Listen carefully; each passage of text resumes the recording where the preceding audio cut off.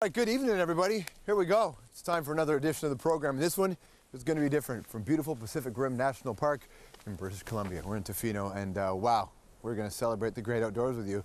I would like to start the show sooner, but Mansbridge, he hacked into my GPS, and I'm lost. I don't know. I need a park ranger. If I could only... You need a park ranger? Oh, hey. Oh, hello, Hi. sir. Hi, I'm George. Hi, I'm Michael Bublé. Welcome to the park. Michael Bublé. I'm the new ranger here. How are you? Hi, everybody. What a surprise to see you. You may not know this about him, but Michael actually kind of grew up in places like this, and we're going to get into it on the program tonight. You ready? Sloan? In 3, 2, 1, go.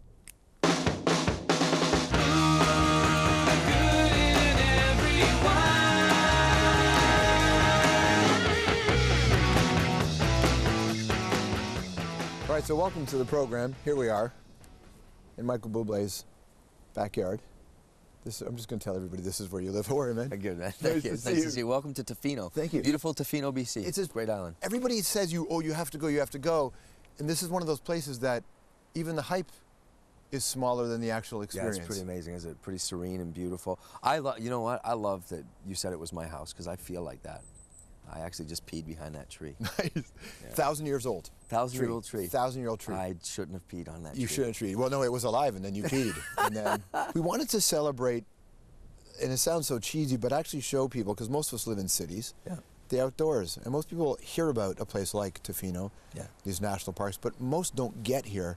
I'd never been here before, and I can't believe how glorious this is. But this is kind of your backyard. Yeah, I think, you know what, I grew up, my life as the son of a fisherman. My father was a commercial seine fisherman, and his father was a shipbuilder who'd come from Italy, who'd immigrated. So much of my life was spent here in nature and up and down the coast of BC, and I spent, you know, most of my childhood in this kind of environment. When you were a kid, did you like coming outside, or was it one of those things, oh, I gotta go to Dad's work? No, you know what, loved it. I always felt like I was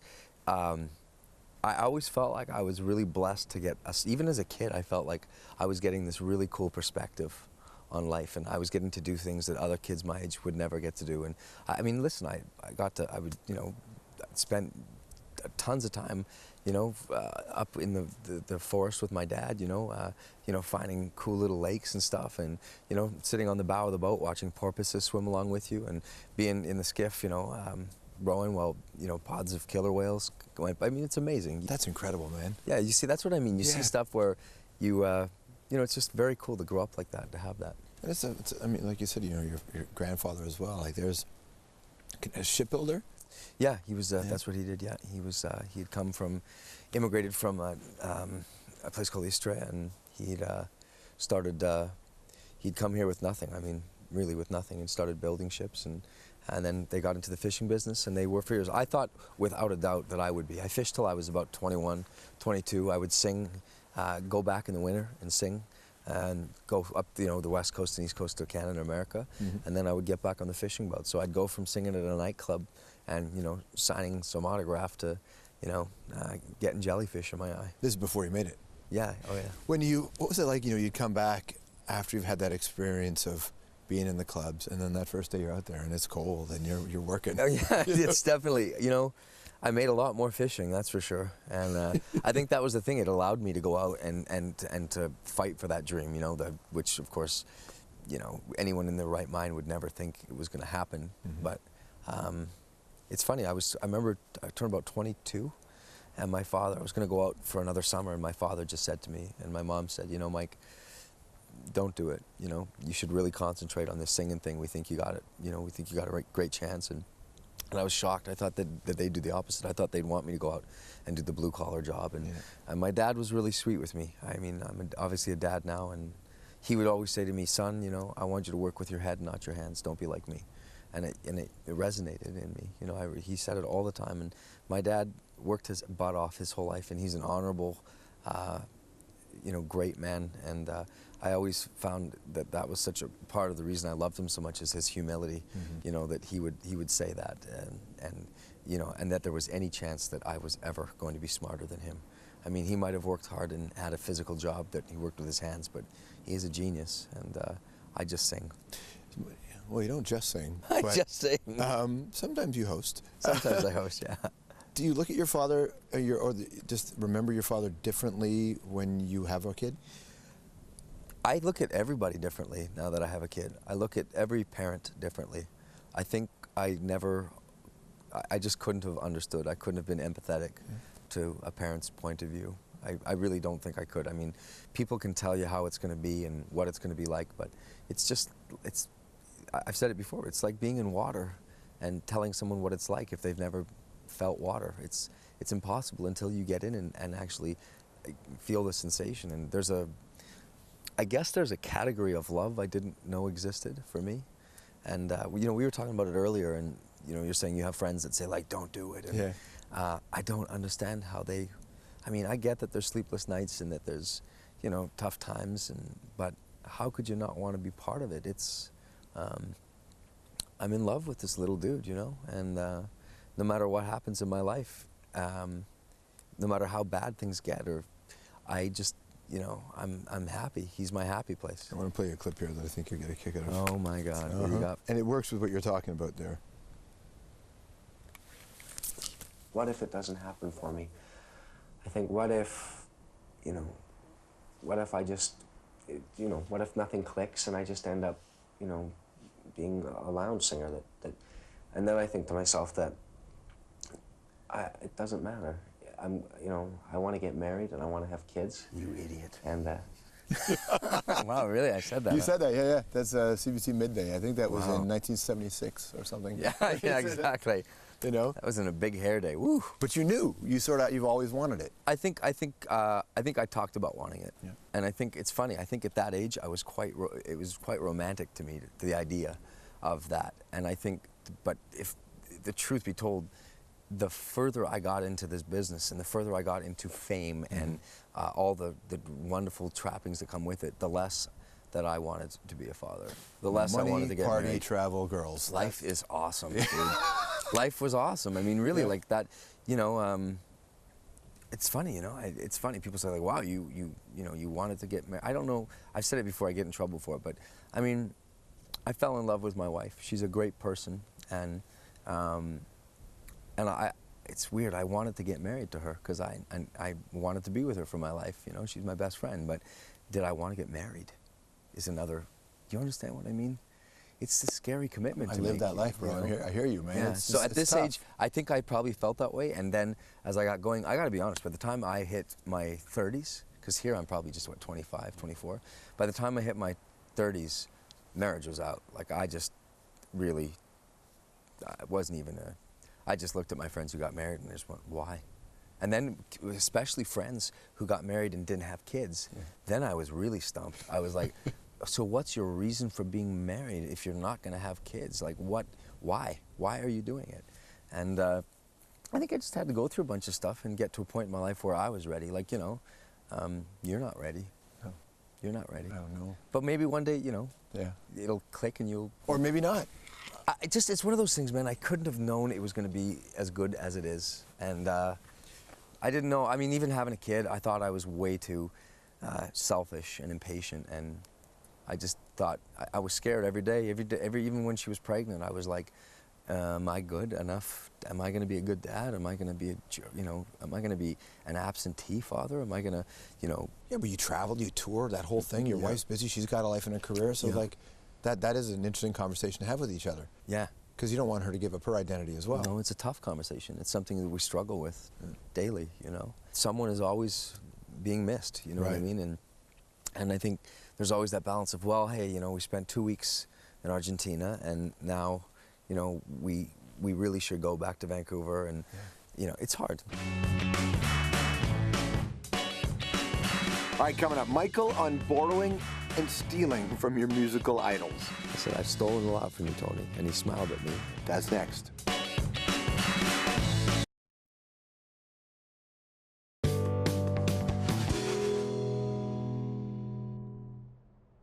How long into the fame thing before it wore off? Oh, you know, it's really weird, man. I think that social media really helped it wear off. I hate social media. Yeah, well, dude, you get burned by it, man, big time. You can't. I mean, you can't do anything. I mean, you can't get away with anything, and not that that's what I'm trying to do, but I mean, no. you're burnt all the time, and it's not just about me. It's I watch it happening to other people, and it scares me. It's like, oh my God, and like, you know, I mean, people can say whatever they want, and the best part is that it doesn't have to be true. Yeah. There's no responsibility that they have to take. There's no integrity. Yeah. Through, you know, if you talk about most media, most journalists, there is a kind of a... But there's an institutional integrity that's required, right? Yes. For most journalists. Yeah. Twitter doesn't have that. No, or and Facebook. it's not just Twitter, Facebook. Yeah, it's blogs. It's people can write whatever they want about you, and you know, and sometimes it can be ridiculous, and you can think to yourself, "Wow, no one will believe that," but they do. Now, what do you do with two really famous parents, and you chose the life, but now you got to protect the kid? That's what you do. Do you understand how musicians now punch out photographers? Is Yep. it? I completely, because that's he's off limits, and you know what, man, we haven't talked about this yet, but you know, I'm pretty easygoing, and if you know me in my life, I'm just easygoing. I'm not I want people like me. Yeah. I'm not a confrontational guy, but man, am I like, there's just not an inch to be crossed there. I mean, the people that are with me here, they know that it's like, I'm not messing around with that. And if you mess with my kid, Yeah. honest to God, if they mess with my kid, I don't know. I think I'm scared for them, more for me, really. Yeah. Because at this point, when something like that happens, and you see, you know, you don't, you know, I know what I'm capable of, and I don't want to go there. I want to play a clip here. So if you hear it thunder, don't you run under the tree. There'll be pennies from heaven for you and me. I'm stopping that. That guy needs to come out of the closet.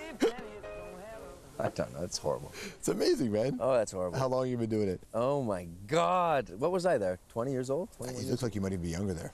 Oh my God. But what's Look at interesting, the that reason hair. I was playing in a show called Red Rock Diner, so they had this big Elvis kind of do for me. Well, the Oh reason I my wanted to play God. that clip is it really supports that idea of 10,000 hours, right? Yep. That you really, Malcolm Gladwell. yeah, you have to go out there, and you have to punch your way through Yep.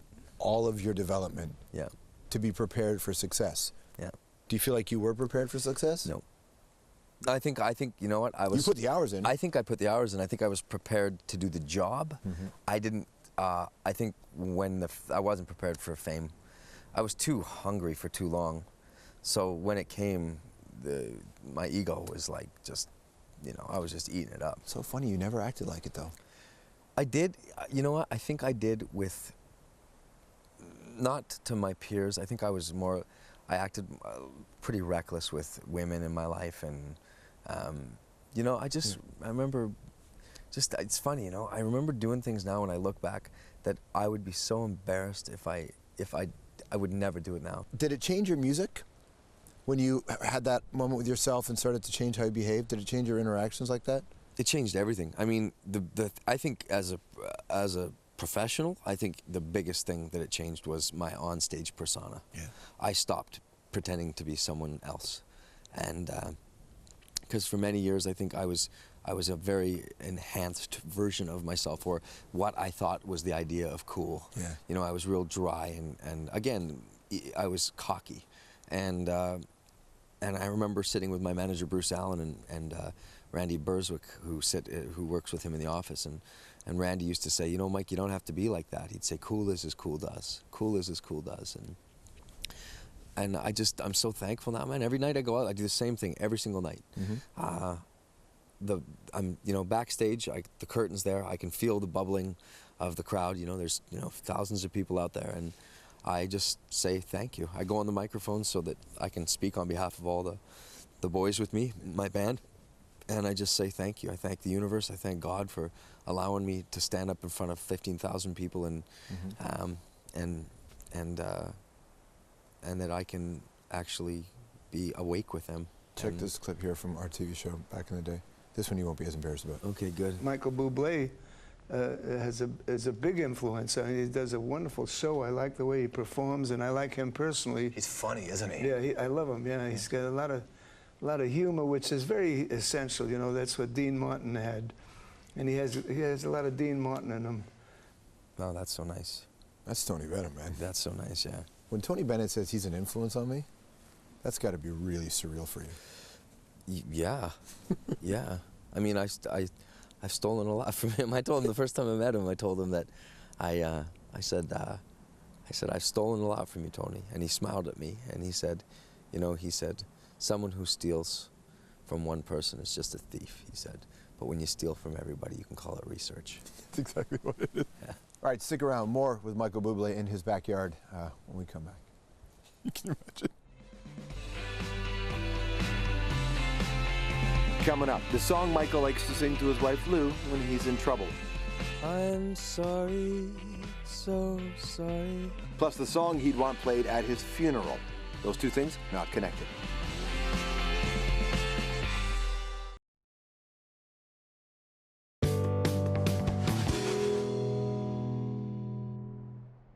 All right, you're back here on the program. Michael Bublé and I are hanging out in beautiful Tofino, British Columbia. He is the Prince of the West, as we know, Central West. Everything west of Winnipeg belongs to him. We have to ask his permission anytime we come in. You don't know that whenever you take a flight, there's a certain airport fee goes to him. Yeah, I'm actually welcoming people at the airport. You are nice. Thank you for coming to Vancouver, eh? Here's your bag of pot. Preparing for a time when the career isn't going well. Yeah, That's your job. All right, it's time for Anthropology. You ready? Yes, sir. Which song do you sing to your song most regularly? Down by the bay where the watermelons grow, back to my home I dare not go, for if I do, my mother will say. Did you ever? I forget the rest. I know it. Forget the lyrics. I know. Have you ever seen a bear combing his hair? Or you got to make Down it up. by the bay. That was beautiful. Okay. I was thinking, what do you do? I don't know. How do you spend Father's Day? Oh my God, I can't wait. Celebrating myself. How will you celebrate? I don't know. It's your first time, I know, right? it's my first time. It's going to be pretty cool. I'll probably get a crappy tie or something like that. Juno or Grammy? Juno. It means something to you, doesn't it? Yeah, it's huge for me, man. People sometimes think that when an artist goes, it really is an honor, that they sometimes think the artist is being cynical, but how does it feel when you hear your name? Oh, I mean, I've been so lucky to have it happen I mean, it's huge. That was, those were my peers. This is the country that I grew up watching them, and hosting. I'll tell you the truth. I don't know where my Grammys are. Really? I don't know. I think one of them I gave to my manager, another one another friend got, and my grandpa maybe another one, and I have all my Junos though. It's important to hang on to that, isn't it? Yes, sir. If you were trying to get out of trouble with your wife Lou, which song would you sing to her? I'm sorry, so sorry. Now, what if you're trying to get out of trouble with the cops? What I do with the cops Yeah. is I actually carry a shoebox. I do. I carry a shoebox, and I got a little pair of shoes in it, and I put Hershey's Kisses all over it, and I give it to the cop, and there's a little sheet on top that says, I would walk 1,000,000 miles for just one of your kisses. To a cop? No, I'm kidding. I've never done that. But I'm always really nice. You know what? I really am a big advocate for the police here in Vancouver, especially. Do you get pulled over? Yeah, sure. Yeah. Yeah. And I'm always, hey, if I'm stupid enough to speed and get pulled over, I get pulled over. But Yeah. I think they do such a great job here. I really do. Like, I thought during the riots and stuff, I was so proud of them. Cops handle themselves really well. I during actually that. took out ads in the papers to say thank you to them. And I thought That's a great way to get. Hey, you know what? Those women and men break their butts and put themselves in danger. And I just find it funny all the time, people talking about pigs and the cops suck and this and that. And of course, the second something happens, that's the first person that they call. Right. So Absolutely. I think it's a real job with great honor. Which song do you want to be your funeral song? Told You I Was Sick. Love that one. Told you I was sick. Hypothetical situation. Yeah. You have one too many glasses of Bublé, and you wake up the next morning with a tattoo across your entire chest. Yeah. What is the tattue of? Bender night. Yeah, with my luck, it would be like the Canucks spelt wrong or something. What the Canucks? What the hell? What pleasure, man. Thank you, as usual. Thank you.